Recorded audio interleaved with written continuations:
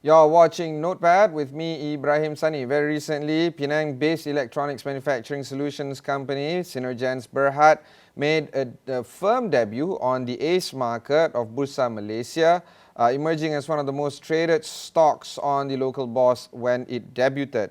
Joining us for today is the CEO as well as the ED of Synergens Berhad, Lai Yin Choi. Lai, let's talk a little bit more about the debut day, how it went down, perhaps even go through with the company itself. Lai. Yeah, the debut went very well. We have a good reception at Bursa, and we actually presented a very unique this plaque to the Bursa, which was actually mounted with our SMT ASM TX machine. Yeah, so the debut went very well with us, and we were very happy with the reception and also the response from the market. Let's go through with Synergens Berhad. What do you guys do? We are actually the electronics manufacturing solution provider. So we actually provide the solutions to the EMS industries, to the electronics assembly, and also the semiconductor industries in our region, where we are based here in Penang. We supply to Malaysia, Thailand, and also Vietnam. So we actually give the integrated solution to the electronic manufacturing, where we do an end-to-end solution. So what we do is that we provide the solutions from incoming warehouse, where the raw material is coming in, and we are able to work out the solutions, a fully automated solution using our smart factory systems, and we'll be able to do the SMT assembly, the secondary assembly, and also the box build and the end-of-line packaging. So all in all, we can do a warehouse-to-warehouse solutions. Basically, raw material in, and you have the finished good going out. Yeah. This IPO is planned to raise about 58 million ringgit. What would you be doing using the money for?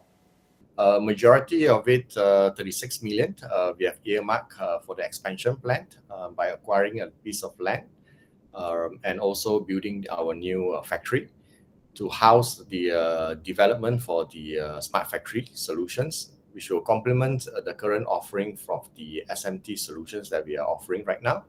And also, we'll be spending additional into the R&D to hire more headcount and also to invest in a lot of developing tools that we will be used to enhance the smart factory solution. Let's talk a little bit more about the smart factory solution. We're talking about 36 million ringgit earmarked for the smart automation factory. This is going to be completed by the second half of next year. The idea here is, of course, trying to make it more seamless in terms of the operations and trying to be a little bit more efficient. Why the need for a smart factory right now? Perhaps you could explain a little bit more on that point. As you can see right now, as our country is emerging, coming out from this COVID pandemic, we are actually facing a lot of shortages, not only in terms of parts and everything, but also in labor. So going forward, we will be helping the local SMEs and also the MNCs to address this issue. Because if you go into an automation right now, which is the normal automation, it's not able to adapt for the changes that is dynamic. Right now, if you look at the technology landscape, it's ever changing. Everything is going very, very fast. And with the AI and the cloud computing, you can look at the changes that is being adapted in the market is really, really fast. Last time, you probably see that you have probably product change, major change probably in 2 or 3 years. Right now, you're talking 6 months to a year, you already have a product change. So if the automation is not smart, that you're going on a traditional automation, this so-called solution, you'll be ending up with a lot of cost to do the upgrades later on. So for us, when we comes in with our smart solutions, we are actually offering the client basically a platform for them to adopt, so that the changes are being addressed automatically, and also you just need to do minimum changes if there's a so-called a huge change in requirement. So for give you an example is that we have actually done smartphone production, and we'll be able to switch over from smartphone to an EV with just a relayout of certain equipment, and also introduce certain equipments in, and we'll be able to run the complete new assembly. So this is what we have done so far, in Synergens. Okay, we'll go for one short break. When we come back, we'll continue our conversation with Synergens Berhad on Notepad with me, Ibrahim Sani.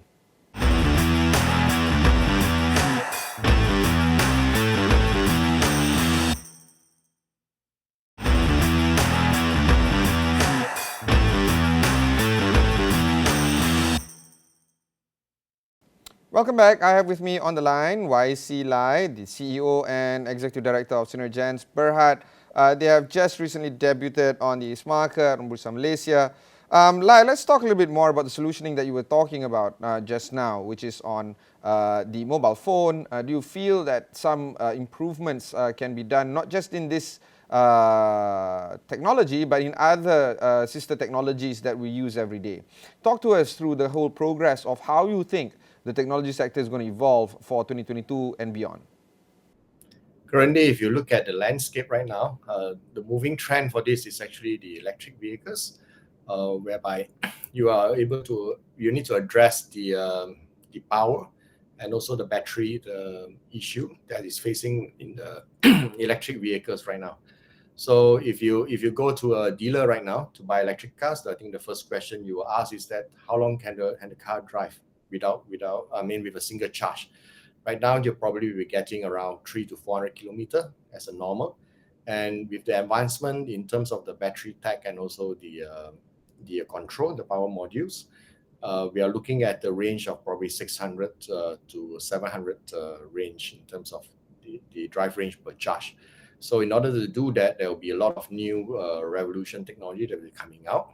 And to address that is that a lot of this is you have to control in a way that if you use a normal operators to handle automotive product, it's actually a no-no, because they would prefer no touch line. No touch line meaning is that everything have to be fully automated and everything have to be fully traceability have to be complete, because all this data of productions have to be kept by the manufacturer, so that they have to ensure that they're compliant to the safety standard of the automotive. So this is just one part of the growing industries that's driving the electronics market right now. And another one is if you look at the 5G. So 5G is actually moving on right now very aggressively in our, especially in Malaysia itself, and also our neighboring countries. And you can see that there's a lot of devices is going to change, because going 5G right now, the speed is extremely fast, and you can do a video download in just a few seconds, and everything is downloaded. So in order to achieve that type of speed, the devices that have to be redesigned based on the 5G network and also the 5G's technology. So with that being said, there will be a lot of investment going on the CAPEX itself to enhance this 5G introduction into the market. And as you can see, recently there's been a few so-called big players, technology players have been investing, already initiated the investment into Malaysia. You have all these new so-called substrate players, advanced substrate players, which usually they manufacture those in the other countries.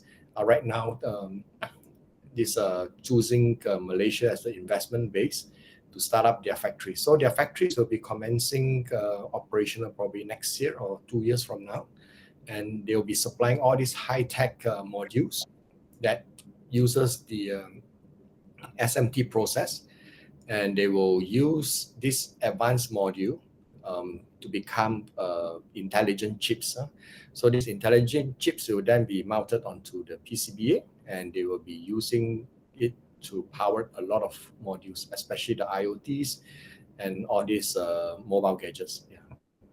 We want to also learn more about some of the risks that might be in store for us. We're talking about, semiconductor shortages, supply chain issues, rising commodity prices, including many of the rare earth material products that you guys use every day, and of course the continuing war in Ukraine and Russia, as well as the rising tensions with US and China. Seems like so many things are happening around the world.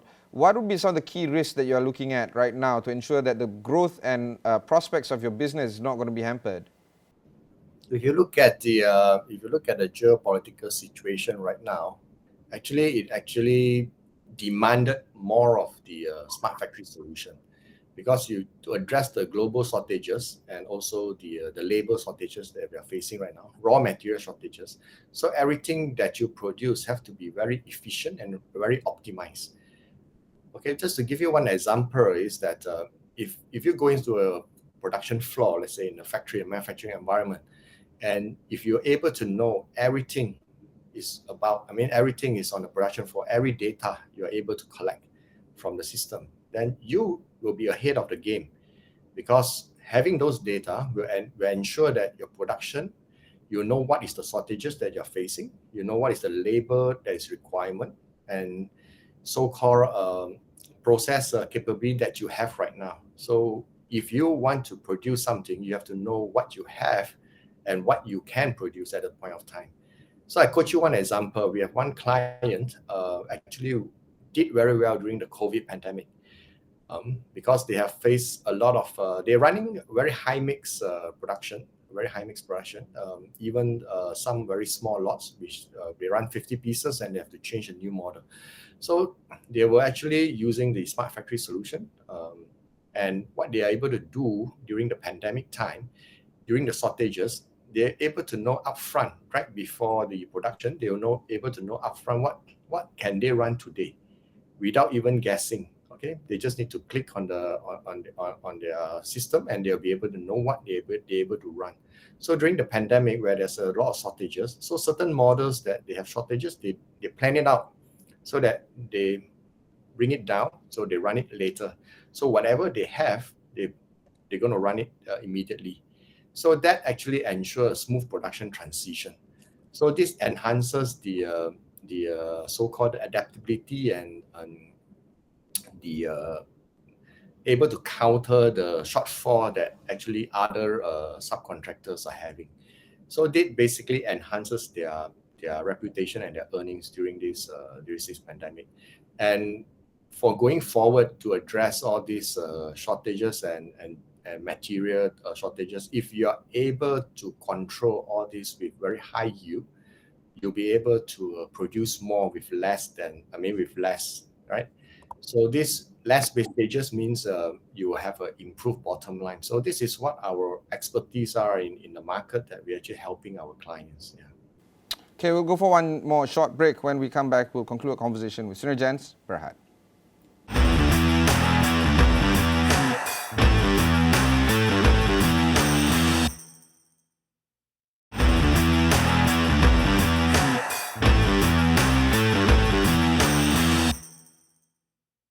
Thanks for staying on with us. I have with me Lai Yin Choi, the CEO and ED of newly listed Synergens Berhad on the ACE market. Lai, why did you choose to list? And of course, the follow-up question is, why did you choose to list right now in May?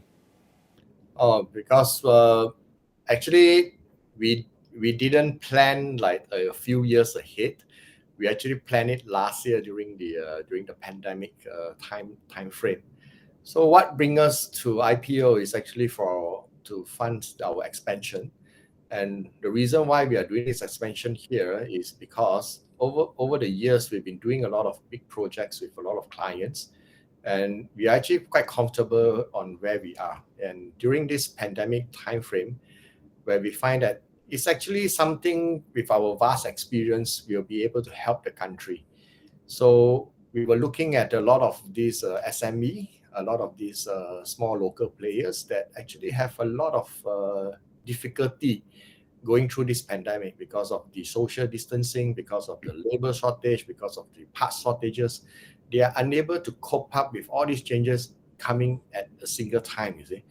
So when we talk to the MNCs they are basically well versed in all these changes before, so they are able to adapt quite relatively very quickly. So by looking at the local MNCs, I mean the local SME, so we find that they're having a tough time. So me and my partner actually decided that why don't we embark on this R&D to work out something that is locally so-called developed, and we are able to offer these local solutions to our local players. That means to our local companies, rather than import all these solutions from overseas. So what we do is that we planned out last year.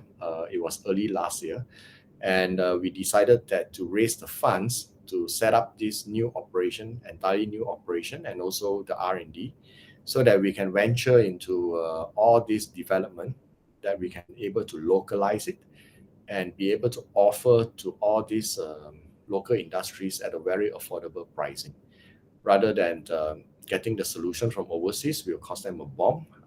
This is where all the proceed will be venture into, and we'll be launching a few of our products. Actually, in fact, it's at the end of the design stage already. So we'll actually be launching a few of our new products pretty soon, probably by end of the year. And we'll be making the announcement soon on all those products that we'll be able to launch out in the market. So that all these solutions will be able to help the local electronics and semiconductors companies here in Malaysia and also elsewhere later on. Yeah. There's also that element of the ringgit weakening against key currencies, from the US dollar to the Singapore dollar to the Japanese yen.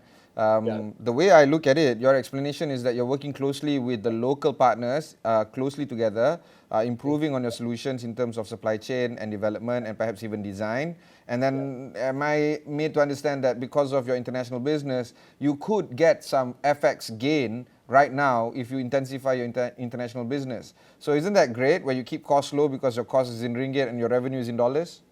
Yeah. Currently, our functioning currency is in US dollars, so we actually have a natural hedge against the dollar. So all our international business and even our local business are traded in dollar. And on top of that, you're right, because of the current weakening of the ringgit, it actually do give us an advantage in terms of manufacturing. So we'll become even more attractive for the foreign-based company. Yeah. So this actually enhances the we call the competitiveness of our product. Yeah. There's also that growth story that I want to learn more. Now that you're listed, now that you've raised funds from the market, and of course with your clear growth, not just growth strategy, but your views are quite interesting. You seem to have a very clear idea of what the future lies when it comes to your sector. Do you feel that hiring is going to be a key thing moving forward? Do you feel that more energy needs to be spent on designing some of the solutions, not just manufacturing it? In other words, do you feel that the time has come for Penang-based manufacturing companies like yourselves, particularly in the tech sector, to move ahead in the value chain, not just manufacturing, but the design aspect as well? Yeah, as our company have grown from the start, since the beginning until now, we have actually emphasized a lot of the design. So we actually have been doing design for the past few years. Especially we enhances the design department on our part, is that we have done quite a few big projects since 2018 and right until now. So we emphasize a lot on the design, and after the design, we actually look for our vendors to actually do the fabrication, because we are not a good fabricator on our own. So we look for the experts to do the fabrication. So that is already part of our nature right now. Yeah, going forward, the design, of course, is adapted with all the requirements from our clients, not only locally here in Malaysia, but elsewhere as well. And we will also keep redesigning our product to suit the requirement when the time comes, so that we call future-proof type of design. Yeah. So this is where the direction of a company is going, and I hope that we can also pass this down to all the local vendors that is together with us in moving forward, so that we can basically enhance the supply chain and the value chain in Malaysia. Yeah, so this is basically our key directions for the company. Is regulatory policy going to be a big problem? Is the government policy going to help you or not help you? Where does the relationship between you and policymakers are right now?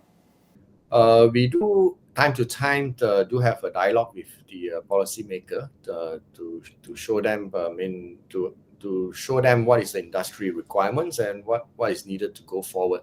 And they'll be very respectful in terms of the requests. I think a lot of the regulatory bodies are trying to do their best to basically to enhance these SME companies so that they can grow to a bigger size and also to compete in the global market. Yeah. So this, I see that we are working hand in hand very actively with them on that matter. Thank you very much. That was Lai Yin Choi, the CEO and Executive Director of Synergens Berhad. Do check them out. They are listed on the ACE market as of May 24th. There's a lot that needs to be looked at, not just in the sector, but perhaps with the company itself. There's a lot of stories, growth stories that Lai has just shared with us. And Lai, you promised to announce all these growth plans, so please come back to Esrawani and make the announcements here, yeah? I will hold you to it. Yeah, thank you. Now, if you missed any part of this interview, just head on to Esrawani, look for Notepad. Plenty of interviews like this that can be found there. You can also look at our sister show on Niaga Awani as Mondays to Fridays every day at 9 a.m. Until then, thanks very much for watching and goodbye.